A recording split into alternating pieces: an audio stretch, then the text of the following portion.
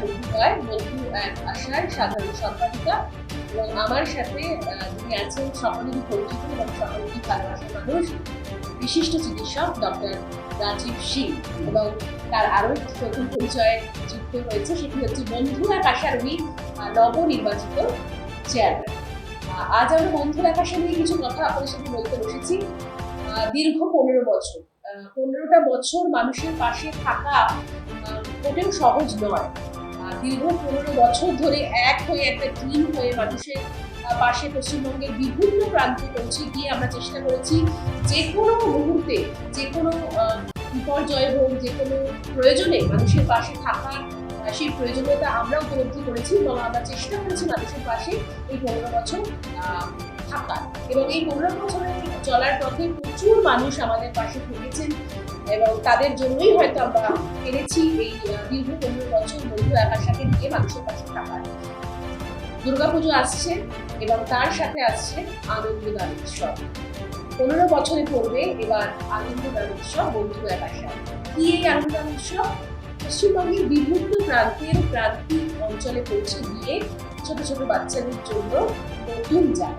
হ্যাঁ, আমাদের প্রত্যেকেরই পুজোয় প্রচুর নতুন জামা হয়, কিন্তু বিশ্বাস করুন, আমরা যখন সুন্দরবনের সাতজেলিয়া গ্রামে যাই, আমরা যখন পুরুলিয়ায় যাই, আমরা যখন ঝাড়গ্রামে যাই, বাঁকুড়ায় যাই, বিষ্ণুপুরে যাই, আমরা যখন আসানসোল কিংবা বিভিন্ন প্রান্তে কিংবা আমরা চা বাগানে পৌঁছে যাই, সেইখানে যে বাচ্চারা আছে তাদের কাছে যখন আমরা বন্ধু এক আশার তরফ থেকে একটা নতুন জামা উপহার দিই, তাদের কাছে বোধহয় সেই নতুন জামাটা আমাদের ওই অনেকগুলো জামার থেকেও বেশি আনন্দ এনে দেয়।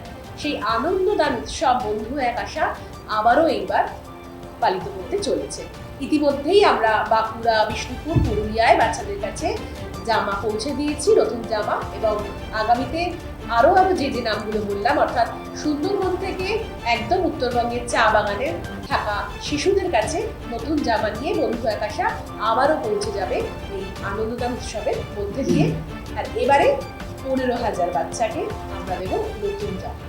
বাকিটা মানে চেয়ারম্যান বলবে। না, আমি প্রথমেই বলি একটা কথা। আজকে সত্যি কথা বলতে আমাদের ভারতবর্ষে এবং পশ্চিমবঙ্গের আমার নিজের বছর একটা দুঃখের দিন। আজকে আমাকে যিনি এত হেল্প করেছেন যখন নতুন ডাক্তারি পাস করি, এই doctor ভেসপেস, is an Olympian and hockey player, India খেলেছেন, নানা সারা পৃথিবীতে খেলেছেন। তার ছেলে লিয়ান্ডার পেজ, আজকে সেই ডক্টর ভেসপেস আজকে তার ডোনেশন হলো। আমি সেই মাসিতে গেছিলাম। ওনার আত্মার প্রতি আমি শ্রদ্ধা জানাই। আমাদের বন্ধু এক আশা করছে।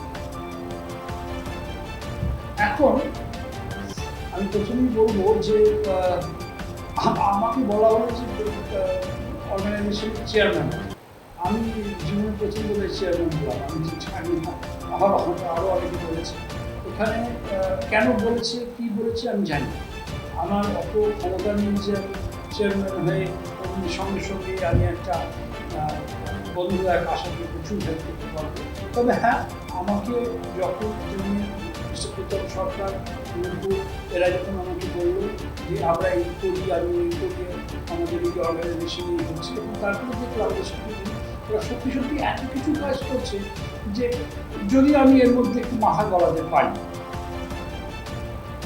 হয়তো ওদের ভালো লেগেছে যে আমি মাথা গলিয়েছি বলে। এবং শুধু তাই না, এত ভালো ভালো প্রোগ্রাম ওরা গত 15 বছর করেছে, আমি তাদের পার্ট নিতে পারিনি। কিন্তু আমার খুব ইচ্ছে আছে এইবার থেকে আমি সমস্ত যত প্ল্যান আছে, প্রোগ্রাম আছে, সমস্ত কিছুতে আমি ওদের সাথে ওদের পাশে আছি এবং থাকবো। ইতিমধ্যে আমি বলে রাখি, গত কিছুদিন আগে আমাদের short Bengal short film festival হয়েছিল।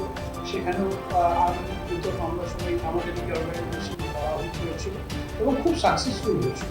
সেখানে ইয়াং ডিরেক্টরদেরকে নিয়ে যে তাদের সিনেমা দেখানো হয়েছে, তাদের প্রথম 3 দিন যারা ছিল তাদেরকে যাদের ছবি প্রাইজ দিয়েছিলাম আমরা এসআরএফটি এর মতন ভেন্যুতে তাদের ছবি দেখানো এবং ছবি দেখানো হয়েছে এবং তারা যে প্রাইজ পেয়েছে পরের ছবির জন্য, এটা আমরা করতে পেরেছি। তাছাড়া আমাদের এখানে একটা ইন্টারন্যাশনাল আর্ট ফেস্টিভ্যাল হচ্ছে, তাতে মোর দ্যান 100 পিপল জয়েন, তাই না? আমাদের প্রত্যেক বছরই আর্ট ফেস্টিভ্যালটা হয়, মানে ইন্টারন্যাশনাল আর্ট ফেস্টিভ্যাল। আমরা দীর্ঘদিন ইন্ডিয়ান মিউজিয়ামে করেছি এবং লাস্টবার আমরা সুযোগ পেয়েছি ভিক্টোরিয়ার মতো জায়গায় এই প্রদর্শনীকে 4 দিন ধরে করা। তারপরে different types of health camp, সেগুলো তো আছেই। তারপর blood donation, very very important. সেখানে আর একটা যেটা আমার সব থেকে ভালো লেগেছিল ওরা যখন বললো আমাকে, সেটা হচ্ছে স্যানিটারি ভেন্ডিং মেশিন নানান জায়গায় ওরা দান করেছে, ওরা দিয়েছে এবং এটা আমাদের আরও প্ল্যানে আছে। এটা যে ওদের মাথায় এসছে, আমি সত্যি আর খুব গর্বিত এদের জন্য। তাছাড়া আমাদের গাছ, ট্রি প্লান্টেশন প্রচুর সারা পশ্চিমবঙ্গে প্রচুর জায়গাতে এখনো পর্যন্ত চলছে। ডিফারেন্ট জায়গাতে ট্রি প্লান্টেশন, শুধু গাছ রোপণ করা, বৃক্ষরোপণ।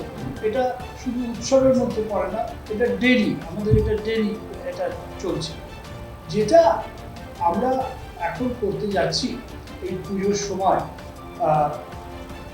এটা কিন্তু শুধু জামা দিচ্ছি সেটা নয়, 15,000, 1,000, 2,000, 5,000 নয়, 15,000 বাচ্চাকে আমরা যে নতুন জামা কাপড় দিতে পারবো, এইটা ওদের মাথা থেকে এসছে, আমার মাথায় আসেনি। এই যে ওরা করতে পেরেছে বা পারছে, আমার মনে হয় যে আমি যদি তার একটা পার্ট হতে পারি আমার খুব ভালো লাগবে এবং আমি ওদের সাকসেস আমি ডেফিনেটলি আশা করি। শুধু তাই না,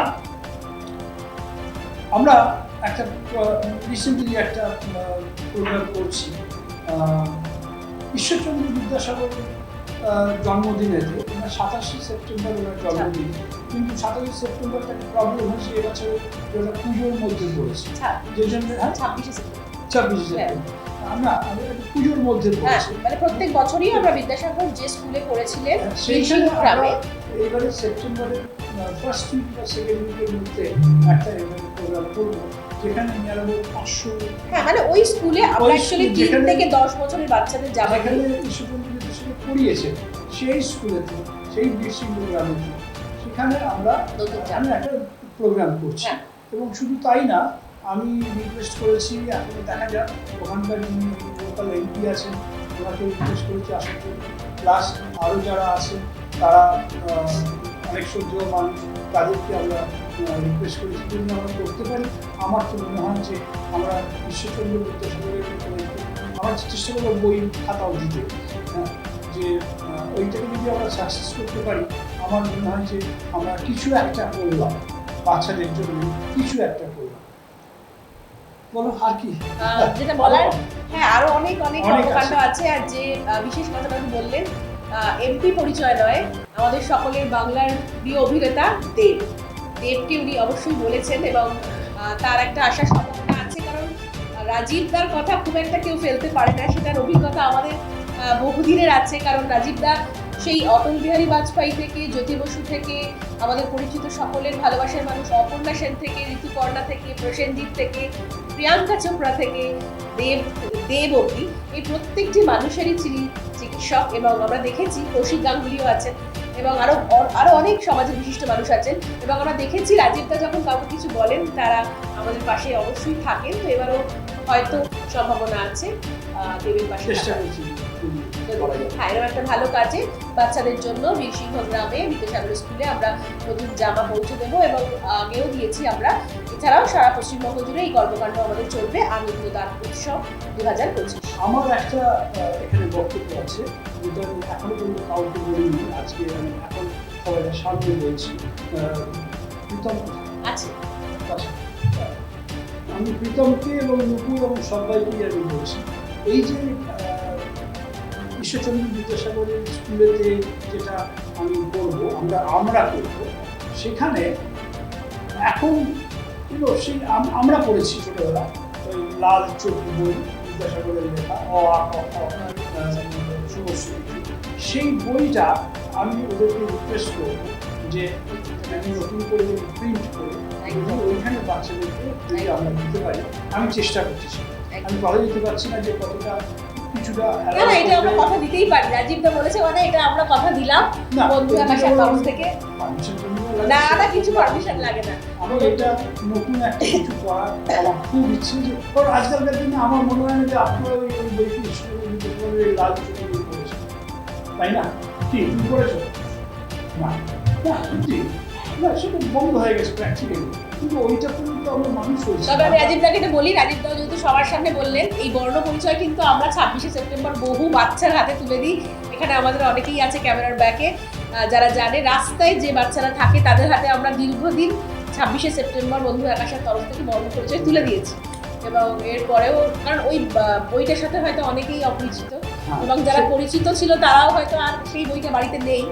তো এটা একটা আমাদের বাংলার ইমোশন। আজকালকার যে বাচ্চারা বড় হচ্ছে তাদের তো জানি ইংরেজি স্কুলে পড়ছে, সব ঠিক আছে, কিন্তু বাড়িতে তো বাংলায় কথা বলছে, তারা বাংলা এই বর্ণ পরিচয় যদি আমরা তার প্রত্যেক বাড়িতে বাঙালি বাড়িতে ঢুকিয়ে দিতে পারি, এটা আমাদের আমার মনে হয় যে একটা আমাদের সাকসেসফুল। একদম অবশ্যই এটাই আমাদের বলার, যে আরো পারবো কিনা জিজ্ঞেস করছি।